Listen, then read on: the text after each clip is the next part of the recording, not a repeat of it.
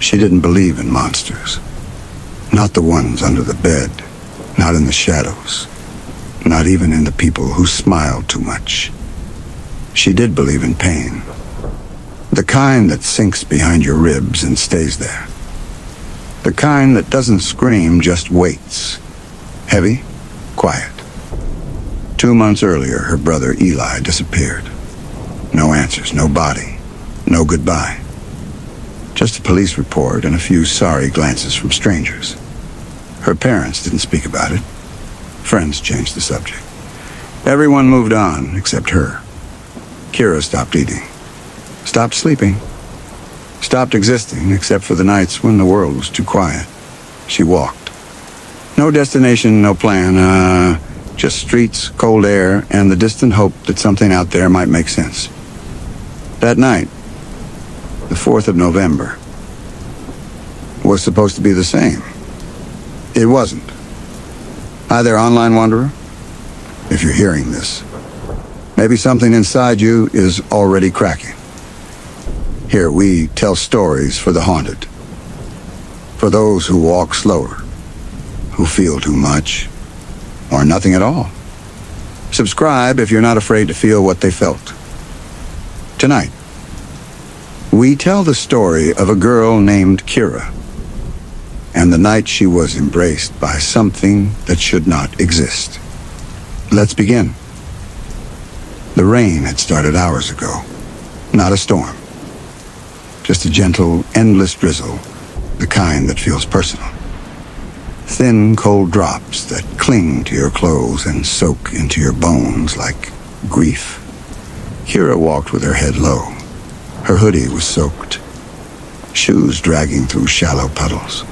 Eyes glazed over, half closed.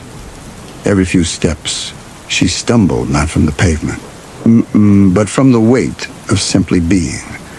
The neighborhood looked drained. Houses leaned into the fog like tired ghosts. Porch lights buzzed with dying energy.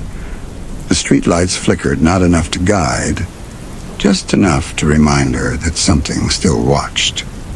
A stop sign tilted crookedly. An alley nearby gaped like a broken mouth. No cars, no barking dogs, just the distant hiss of rain on pavement. I just wanted to stop, she whispered, even for a little while. Then the air shifted. Not a gust, and not a breeze. A shift, like the world stopped breathing. The drizzle slowed mid-air, as if unsure whether to fall. The sound thinned out, replaced by a low, distant tone that wasn't quite a ring, just enough to remind her of silence. She stopped, turned, and saw it. Far down the road, where fog swallowed the distances, a figure, wrapped in black. Too tall, too still, no face, no motion. Only presence. She blinked. It was closer. She turned and ran. The world unraveled as she moved. Street corners curved back on themselves. Sidewalks seemed longer, endless. Trees leaned in from the sides, their branches twitching like they wanted to whisper secrets. Street signs had no names. A flickering pedestrian light showed the red hand, and it never changed.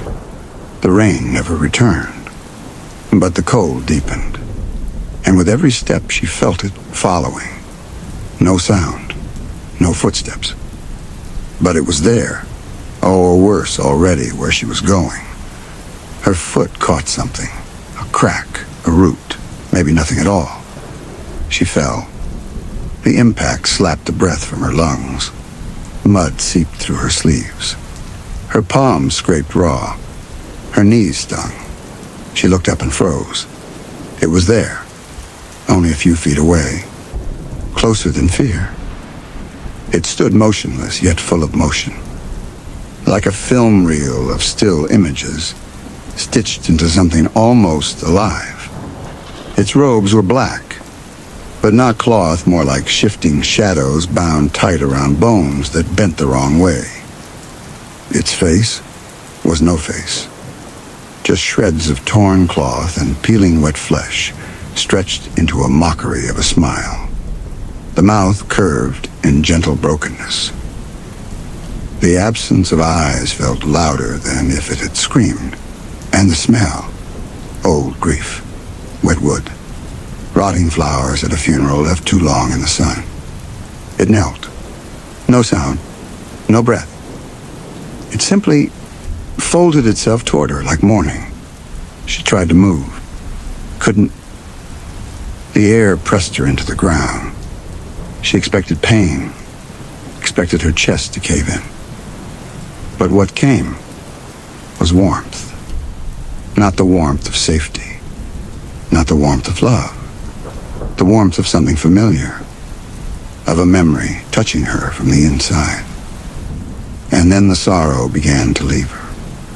Like smoke pulled through a crack in the wall. Not all at once. Just drawn out, thread by thread. Her body loosened. Her thoughts quieted. And as her grief left, the creature changed. Its limbs stretched further. Its back hunched unnaturally. Its face darkened, growing heavier, more terrible. It wore her sorrow, and yet it held her, like it was made to. Like it wanted her to stop hurting, even if it meant becoming uglier itself. Kira didn't cry, didn't speak, didn't scream. She just breathed, for the first time in months.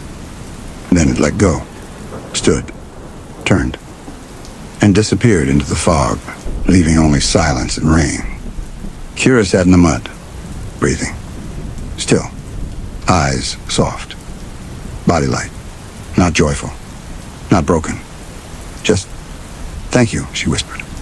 Who was it? They call it Devor, not a demon, not a ghost, not a god, something older. It doesn't steal your soul. It doesn't curse your name. It simply finds the ones who feel too much and devours it. The sadness, the fear, the loneliness. It drinks it like water, wears it like skin. Each embrace twists its body further, turns it more monstrous, more distorted. Because pain changes everything, even things that were never human. But Devor doesn't stop, because there are always more streets, more empty hearts, and someone, somewhere, is about to break. That was Kira's night.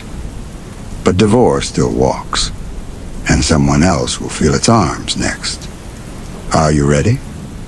For the next encounter, subscribe, stay close, and don't walk alone in the rain.